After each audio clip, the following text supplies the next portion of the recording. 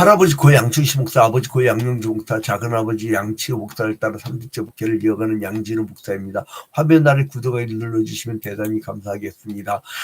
최근 트럼프가 집권한 이후부터 이 전 세계가 난립니다. 관세를 25%나 올려가지고 전부 다 지금 아우성. 그동안 국제사회가 공들여 쌓은 다자간 협력 체계에 이제 찬물을 끼는 것 같다고 이제 분석하는 사람들이 있어요. 그래서 이제 제2기 트럼프 행정부에 의해서 이제 미국주의, 아메리카니즘이라고 하죠. 아메리카니즘, 그러니까 미국주의, 그다음에 미국 중심주의, 아메리센트리즘이라고 하죠. 근데 이런 전대미문의 그 형태로 노골화되고 있는데요. 국제관계에서 기본적으로 존중해야 될 상식도 외교적 품격도 이 무시하는 이 미국 우선주의, 그러니까 아메리카 퍼스트이즘이라고 하더라고요. 아메리카 퍼스트이즘, 즉 세계의 미국화 정책, 그러니까 policy of Americanization이라고 하는데 of the world, 이런 세계에서 미국 중심의 그 정책, 이제 그런 것을 얘기하죠. 이것이 과연 정당하고 수용이 가능한 대정책 기조라고 할 수 있느냐, 이 문제죠. 트럼프를 지지하는 일부 미국인들에게는 세계 미국화 정책이 한 시기의 가치이고 신념이며 꿈일 수 있다라고 이야기를 합니다. 제가 이제 그 한나 아렌트를 갔다 와서 이제 박지환 교수님, 한국예대 철학과 교수님의 이 발제문을 보면서 이제 굉장히 많은 것을 깨닫게 되는데, 같이 먹고 살아야 되는데 왜 혼자만 먹고 살려고 하냐. 그러니까 미국 밖에서 이 일을 바라볼 때는 이 감정선을 건드려서 불편하고 이제 매우 굴욕적인 것이죠. 그러니까 심히 위험한 태도란 거죠. 그러니까 자기는 마음대로 하는 거야. 자기는. 그러니까 늑대는 자유야. 막 자유를 들고 막 다니는데 그 옆에 있는 양은 죽을 지경이죠. 그런 거예요. 그러니까 자유민주주의 질서에 반하는 것이에요. 그거는. 그 자유민주주의 국가가 어떻게 자유민주주의에 거꾸로 가는 것을 합니까? 그 구체적으로 타 국가들과의 무역 협상 과정에서 다른 선택지 자체를 허용하지 않는 거야. 25%야. 딱 이렇게 규정을 해버린 거죠. 상대 국가들 입장에서는 불편하고 굴욕적일 수밖에 없어요. 특히나 이제 비대칭성에 근간하는 반상호적, 반인도적, 반세계 시민적 정책들이 이렇게 계속된다면 이 지구의 평화는 깨지고 말 것입니다. 자, 그래서 이제 이러한 그 정책들을 우리가 계속 지켜만 보고 있어야 될 것이냐. 왜 이것을 아무도 말을 못하느냐. 그 이유는 하나가 있어요. 뭐냐면 힘이 있기 때문에. 힘 있는 사람들이 아무것도 못하는 거예요. 그래서 이제 우리에게는 뭐가 필요하냐면 이 묵시적인 시대에 내가 힘이 없으니까 말을 못하지만 이제 먼 훗날에 니를 까부지 마. 하나님께서 니를 멸망시키고 새로운 창조 질서를 만드실 거야. 이러한 묵시 문학적인 그런 구도를 만든 거예요. 자, 그래서 지금으로부터 한 2500년 전에 기원전 이제 그 514년 11월에 성전을 그러니까 그 맨 먼저는 이 솔로몬 성전에 있었다가 바벨론 포로 끌려갔다가 바사에서 고레스 칙령에 의해서 돌아와서 스룹바벨 성전을 다시 짓는데 아주 초라하죠. 예수 직전에는 헤롯 성전이라 하고 근데 이제 초라하게 지었는데 얼마나 그 초라합니까? 그러니까 이 사람들이 창피스러운 거예요. 그러니까 이 메시아가 이제 오시면 이제 더 큰 축복을 받게 되고 이제 그때가 되면 유다 족속의 경광이 될 것인데 이제 그 자기가 이것을 어디까지 된다 보냐면 여러분 자기들 시대보다 학개스간의 말라기보다 500년 후에 오실 예수 그리스도를 얘기하면서요. 이 메시아가 그 예루살렘 성전에 입성할 때 나귀 새끼를 타고 오신다는 것이 마태복음 21장에서 실현되잖아요. 근데 이 예수 그리스도께서 은 몇에 팔려요? 30에 팔려. 은 30에 팔린다는 것을 이제 미리 예언하는 거예요. 대단하지 않아요? 그게 어디 나오냐? 스가랴 11장 12절부터 13절. 스가랴 11장 12절부터 13절. 아까 우리 읽었죠? 뭐라고 합니까? 내가 그들에게 이르되 너희가 좋게 여기거든 내 품삯을 내게 주고 그렇지 않냐거든 그만두라. 그들이 곧 은 30개를 달아서 내 품삯을 삼은지라.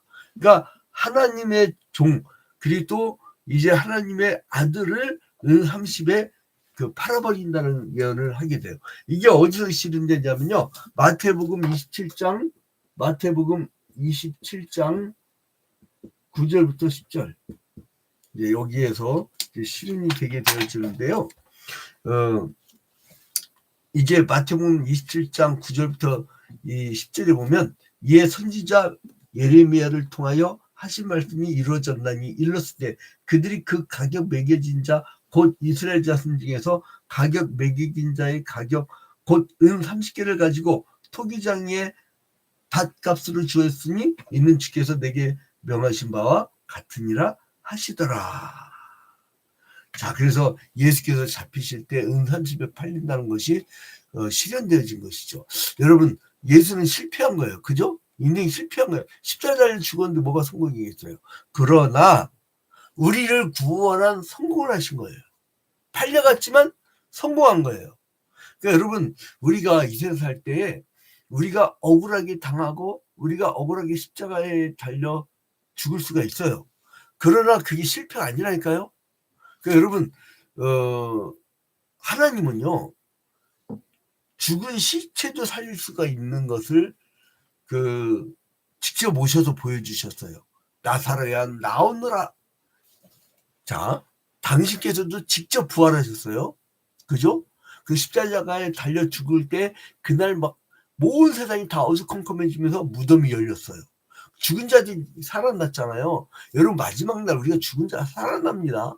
여러분, 이게 능력이라는 게 능력, 성령의 능력.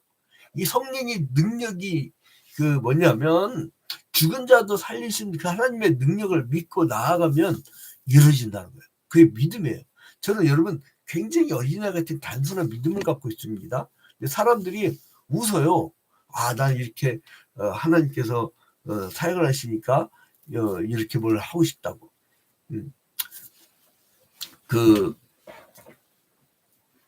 그러나 어린아이 같이 단순한 믿음을 갖잖아요. 근데요, 그러한 자를 통해서 하나님이 역사하십니다. 여러분 꼭 기억하시고, 그래서 하나님께서는 이 스가랴 선지자를 통해서 이 선한 목자와 악한 목자에 대해서 이제 예언을 했어요. 선한 목자는 뭐냐면 예수 그리스도예요. 예수 그리스도. 그리고 거짓 목자는 누구냐? 적그리스도예요. 신약 시대 적그리스도. 여러분 꼭 기억하시기 바랍니다. 이제 목자라고 해서요, 같은 목자가 아니에요. 어떤 목자가 있느냐? 여러분 봐봐요. 그 북이스라엘 남유다의 선지자들이 니들 이렇게 우상 숭배하다 망한다 그랬는데 어용 제사장하고 거짓 선지자들은 뭐라고 그랬어요? 괜찮다, 평안하다, 아무 일도 없을 거야, 잘 될 거야 이랬어요. 근데 망했잖아, 나라가. 그러니까 어떻게 되냐면 이들을 규정하는데, 자 봐봐요. 15절 봐봐요. 스가랴 11장 15절에 여호와께서 내게 이르시되 너는 또 어리석은 목자의 기구들을 빼앗을지니라. 어리석은 목자들이. 역사의 종말이 다가오는데 괜찮대. 여러분, 하나님께서는 메시아를 거부한 악인들이 대하여 이제 멸망의 심판을 예언을 한 거예요. 근데 의인은 승리한다는 거예요. 믿음의 사람들은 승리한다는 거예요.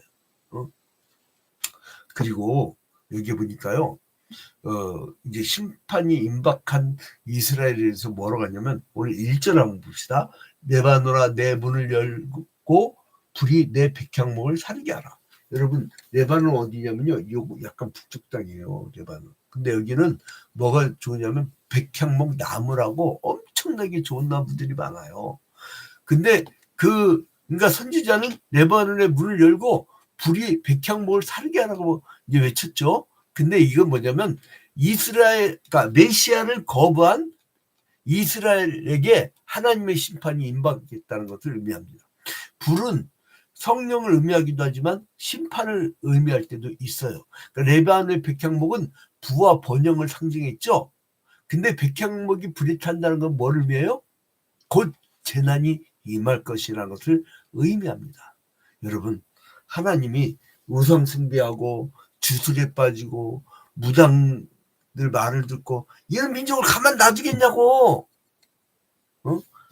근데 여러분, 그래서 이제 솔로몬 성전이 레바논 백향목으로 이제 지어졌는데 성전이 회파될 것을 얘기를 하는 거예요. 그러니까 비옥한 목토지를 대변하는 이 바산과 함께 레바논이 군사적으로 중요한 자연 요새였거든요. 근데 그게 불로 심판당하는데 여러분, 사람은 못하나 하나님은 합니다. 다시 한번 따라합니다. 사람은 못하나 하나님은 하시다. 그러니까 어떻게 되냐면 목자의 곡하는 소리가 들려요. 응? 이제 봐봐요. 2절 3절에 이제 그 2절에는 바산의 상소리 이제 곡하는데 그다음에 바로 보시면 3절에 목자들의 곡하는 소리가 나며. 응? 참, 이 사람들은 그 축복신앙 그다음에 기복신앙 이런 걸 미쳤던 사람이죠. 3절에 보니까 그들의 영화로운 것이 쓰러졌음이로다. 그러니까 이 목자, 그러니까 하나님은 선지자들 통해서 니들 이러다가 망한다 했는데 이 사람은 기쨌다 그랬잖아요. 근데 결국 망했다가 이제 70년 만에 그 귀환을 했는데 이때도 귀환을 하고도 또 어리석은 목자들이 있는 거야. 거짓 목자들이 있는 거야. 이게 시대가 흘러가도 똑같아요. 구두는 시대가 흘러도 똑같다니까. 응? 자, 그런데 이 목자의 곡하는 소리가 난다고 하는데 이게 뭐냐면 이스라엘을 잘못 인도하였던 거짓 선지자들, 어용 제사장들, 이들이 하나님의 심판을 인해서 슬퍼하며 애고간다는 거예요. 그러니까 여러분들이 막 할 것이 없어요. 하나님이 손댑니다. 여러분 있잖아요. 제가 아무리 기도해도 안 날 경우가 있어요. 사람을 막 두고 기도를 하는데 안 돼. 왜 그런가 했더니 그 사람 죄 때문이야. 이걸 어떻게 하냐고. 그건 회개해야 되거든. 회개. 근데 또 그걸 몰라. 뭐가 잘못인지. 그러니까 그럴 때는 이제 미치는 거죠. 그러니까 그럴 때는 주님이 알아서 하십시오. 그렇게 기도를 마무리하는데 믿음의 분량대로 되더라고요. 그러니까 하나님의 심판 징벌이 임할 때 인간이 쌓았던 그 모든 것이 다 사라진다는, 불로 다 회파시켜버린다는 거예요. 그러나 이렇게 메시아를 배척하고 이제 메시아를 무시했던 이런 사람들에 대해서 이제 그리고 더군다나 투기장에게 은 30을 던지잖아요. 그러니까 스가랴 선지자는 자기 말을 청종한 양들에게 그 고가로 은 30을 달라고 하였는데 이거 하나님께서는 은 30을 투기장에게 던지라고 명하셨지요. 아까 읽었죠. 스가랴는 그것을 여호와의 전에서 투기장에게 던지고 이 연락이라는 둘째 막대기를 잘라요. 그래서 이제 이 유다와 이스라엘 형제의 의를 끊으려 한다고 했죠. 북이스라엘 남유다의 의를 끊어버린다는 거예요. 그 의미예요. 그래서 이제 우리 12, 13, 14장, 13절 이렇게 읽었잖아요. 그래서 이제 이방의 치유를 받아서 이스라엘 백성이 이방의 여러 지역으로 흩어져서 거하게 될 것이라고 예언을 합니다. 그러니까 은 30을 투기장에게 던지는 건 뭐냐면 그리스도를 배반해서 가룟 유다가 받은 은 30으로 토기장의 밭을 사서 나그네 묘지로 삼은 역사적 사건을 통해서 역사가 이루어집니다. 여러분, 이 피바치라고 사도행전 1장 19절에 나오죠. 여기 이제 아까 마태복음 27장 9절 10절 읽었던데 바로 앞에 보면요. 또 7절에 의논한 후 이것으로 토기장의 밭을 사서 나그네의 묘지를 삼았으니, 여기 이제 7절 27장 여기 9절 앞에 또 7절 이렇게. 자, 그래서 이제 이 악한 목자에 대해서 하나님이 심판을 내리시고 이제 그 메시아 시대를 여는데 그 악한 목자가 기승을 부려도 결국에는 하나님이 진노의 심판을 받아야 돼. 그리고 적그리스도가 성도를 미혹하여서 하나님의 심판을 받아 멸망을 당하게 만드는데 성도는요 그리스도 안에서 궁극적인 승리를 거두게 될 것이란 거예요. 그러니까 성도는 악한 세력들의 위협이 있을지라도 하나님을 의지해서 승리하는 삶을 살아가야 돼요. 우리는 의지할 게 뭐가 있어요? 돈? 여러분, 부도 한 번 맞으면 그냥 끝나요. 주식? 아이고, 계엄령 우리나라 2번만 내려봐. 어? 주가 폭락해가지고 난리들이잖아요. 한번 계엄령 돈 내려버리니까 여러분 얼마 전에 뭐라는 줄 알아요? 응? 대통령 직무대행도 계엄령을 내릴 수 있어요라고 국민의힘 어떤 국회의원이 얘기하더라고요. 어? 한 번만 더 내리면요, 뭐가 문제면 주가 폭락하고 환율 또 상승해. 이제 그러면 나라 끝나는 거예요. 근데 이게 제정신 갖고 하는 게 아니거든. 그러니까 이게 뭐냐면 남을 미워하게 되면요, 같이만 하는 거예요. 같이만 하는 거예요. 그러니까 이 마귀의 역사는 같이만 하는 거지만 성령의 역사는 같이 사는 거예요. 그 여러분 사랑과 희락이 넘쳐야 돼요. 화평해야 돼요. 그래서 이제 그 성령의 역사로 우리는 사랑을 전해야 되는데, 이제 그래서 이 유대인들의 죄, 즉 유대인들의 그리스도를 거절한 죄와 그 죄 때문에 그들에게 하나님께서 막 불의 심판을 내리고 진노를 내리고, 그런데 유대 나라에서 일어날 파기에 대한 예언이 막 나오죠. 오늘. 그러니까 유대가 메시아의 손에 이제 붙여지는데 그 남은 무리들에 대해서 하나님이 후견인 역할을 하고 책임진다는 거예요. 그러니까 여러분, 지금 뭐 전국이었더니 지금 마귀 새끼들이 판치니 어쩌니 해도 하나님의 자녀들을 하나님이 책임지셔요. 그 마지막 날에 영생을 얻게 하신단 말이에요. 그게 여러분 일반 사람들과 그리스도인의 시각의 차이입니다. 그러니까 오늘 내가 죽을 지경이다. 그럼 살리는 주님을 붙잡으십시오. 내가 아주 죽을 병에 걸렸다. 그러면 죽은 나사로도 살리신 예수 그리스도를 기억하십시오. 그리고 내가 이제 그 귀가 완전히 막히고 이제 깜깜하다. 그러면 에바다 한 그 예수 그리스도의 능력을 믿으세요. 지금 구약 때부터 이 예표라고 있죠. 그림자라고 있죠. 실체로 이루어질 예수 그리스도를 내다보면서 스가랴도 이겨내잖아요, 여러분. 응? 이 거짓 목자들이 파헤쳤던 곳에 이 다른 막대기까지 다 잘라버리시고 이 메시아가 멸망을 시켜버리고, 이제 그리고 그 멸망시킬 목자들에게 이제 하나님께서 직접 관여하신다는 거예요. 그러니까 여러분, 우리가 직접 관여할 거 없어. 직접 관여할 거 없어. 하나님이 역사하십니다. 신기하게도요, 단 1분만 늦어도 완전히 죽을 지경인 상황인데도 하나님이 1분을 늦춰서라도 살리시는 거예요. 그 내가 1분 빠르게 하겠어요? 1분을 늦추게 하겠어요? 하나님이 하시대요. 그래서 여러분, 우리가 제일 필요한 게 뭐냐면 기도입니다. 여러분, 오늘날 있죠, 너무 안타까운 게 기도가 사라진 시대예요. 기도가 사라진 시대니까 기도에 대한 체험과 간증이 없어. 내가 이렇게 기도했는데 이렇게 능력의 주님이 이렇게 역사를 펼쳤다는 얘기들이 이제 그게 가득해야 되는데 메말라 있어요. 그러니까 기도의 사람들이 눈물의 기도가 적어지니까 저렇게 막 사람들이 심리 야박스럽고 싸납고 기도 막 상대를 죽이려고 하고 막 무서운 시대입니다. 여러분, 그 101가지의 이야기라는 책 보셨죠? 하도 그 앞 가게하고 싸우니까 그 전사가 와가지고, 야, 신이 그러는데 네가 원하는 데 다 주라고 하더라. 그러니까 뭘 원하냐? 너 수천억? 수조원? 다 준대. 그런데 네가 받은 거에 2배를 너랑 맨날 싸운 앞가게에다 준대. 그러니까 이 사람이 뭐라는 줄 아세요? 나 1,000억 주면 저 사람 2,000억 받는 거 아니야? 그런데 이 사람이 뭐라면, 그래요? 그럼 내 눈 한 짝 빼주세요. 그럼 상대방 어떻게 되는 거예요? 그 사람 장님 되는 거예요.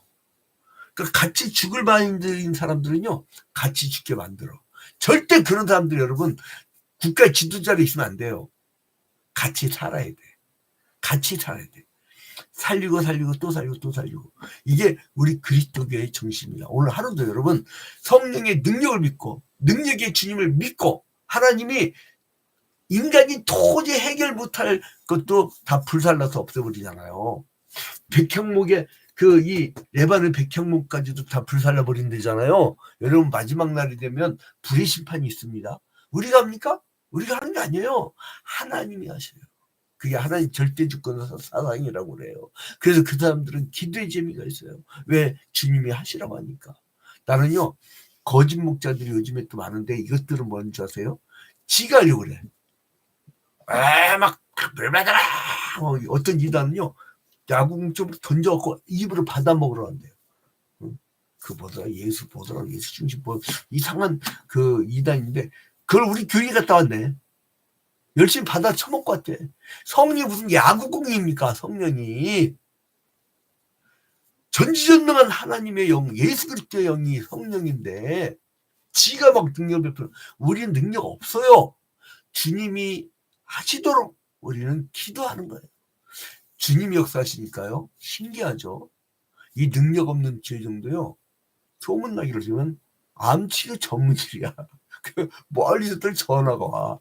우리 교인이 아닌데도 멀리서 전화 와가지고 목사님 기도해줘요. 나도 체력이 있어야 된다고. 매일 2시간 운동하지만 여러분 기도가 얼마나 힘든데요. 그 사람을 기도 안 하면 길이 하나도 없어. 그냥 누워 자야 돼. 얼마나 힘든데요. 기력이 빠지도록 기도지면 여러분 기도가 다시 살아나는 우리 조국이 됐으면 좋겠어요. 오늘 하루도 기도하여서 하나님의 능력이 여러분의 삶의 현장에 증명되어지고 간증거리가 나타나서 여러분 온 동네방네 그걸 간증하며 다니는 여러분이 되시기를 주님의 이름으로 축원